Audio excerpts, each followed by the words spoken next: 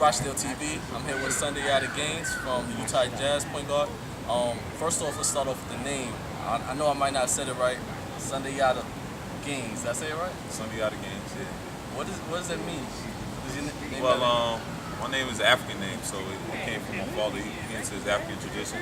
So, he's always into African culture, so he happened to want to come up with something unique and new.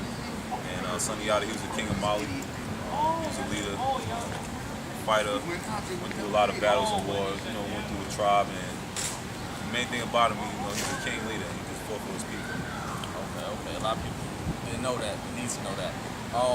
What a lot of people also don't know is that you were dropping buckets since high school. 28 points per game, if I'm correct. Yeah, 28. About 28, and you went out to University of Georgia.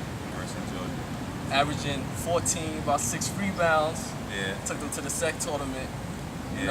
Gave Georgia tournament berth. Yeah. How long has it been since Georgia got tournament berth until you took them there? Probably about 15 years. 15 years. So, for them, I think as a school, winning the SEC championship, they haven't won that in about a good, 16, 17 years. So, just for me to have my team to go out in style, using last place to, come in first and win the whole thing, I think it was something real special for me, not only for me, but for the program in Georgia. I was watching, I was going to school around the same time, and, everybody within the community probably thought, y'all's going to Georgia 4 years, he did his thing, he killed. Automatically, we all thought you were going to get drafted right then. Things happened, you didn't get drafted automatically, you went overseas, played for Italy, and you really just, what inspired you to just keep going and not give up, like play overseas, then you went to NBBL? Well, my dream was always, to play in the NBA, so I stayed committed to what I wanted in my heart. My dream was, the NBA, so I never gave up on it. I always thought, sometimes you throw things in life, different curveballs, and at the time, I got a little frustrated, I didn't get drafted, but at the same time, I knew I was NBA, material, so I stayed focused. I decided to go over to Italy for about 8 months, played there, practiced about twice a day, worked on my game, worked on a couple of my weaknesses, and I came back the next year, happened to go in developmental league. I didn't happen to make a team, for training camp.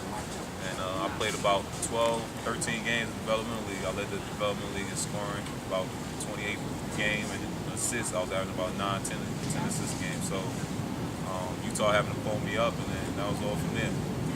Yeah, that was. I followed you, and that session was crazy. 28 points per game, about six rebounds, like going in. So for those people that don't know, you've been giving buckets to people for a long time, and that's big. So when you come back to community, you come back to Rochdale. I don't know if you know, but people out on the basketball court, they might hit a shot, do a little crossover. They're like, yeah, that's that yacht. Yeah. How does that make you feel? Like when you hear kids talking about you, like, well, yacht, what's up? They come up to you. Well, it always feels good, especially from your community.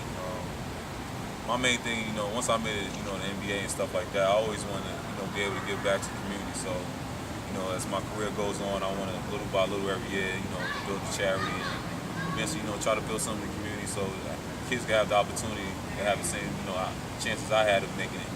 And, for kids to come out, I think it gives them inspiration every day, knowing that not necessarily you don't have to get drafted, you can go another route. And not only it has to be through basketball, it's just anything in life, whether it's, you want to get into a business firm or whatever. So it's always, to stay focused on your goal and determine what you want to do. That's excellent. That's great. You mentioned charity.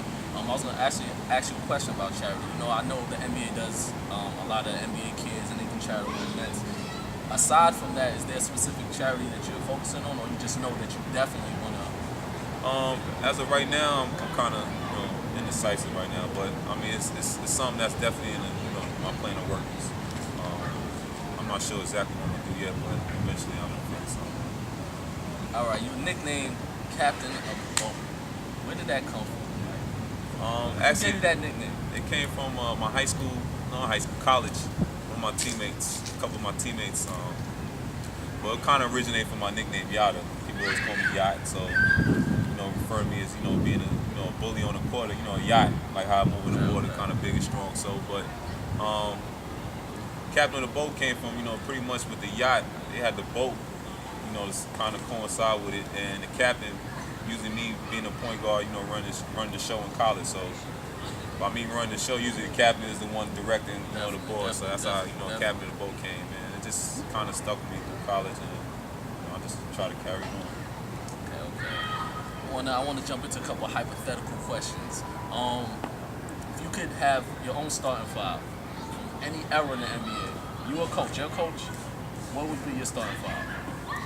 My starting five from any era. Well, I like Magic. Magic being a point guard.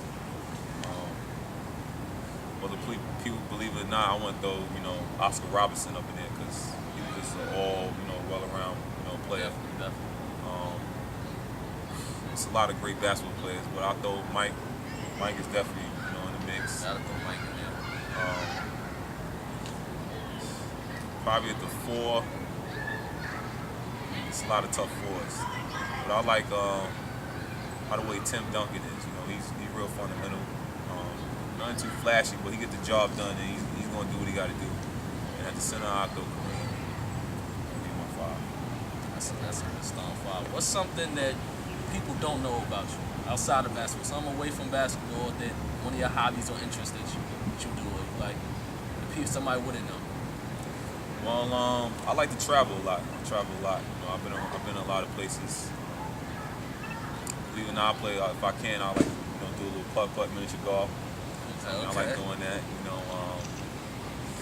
probably if I can too, get some water if it's kind of nice outside. I like going to jet skis. All right. So it's kind of a couple of little things I like to do.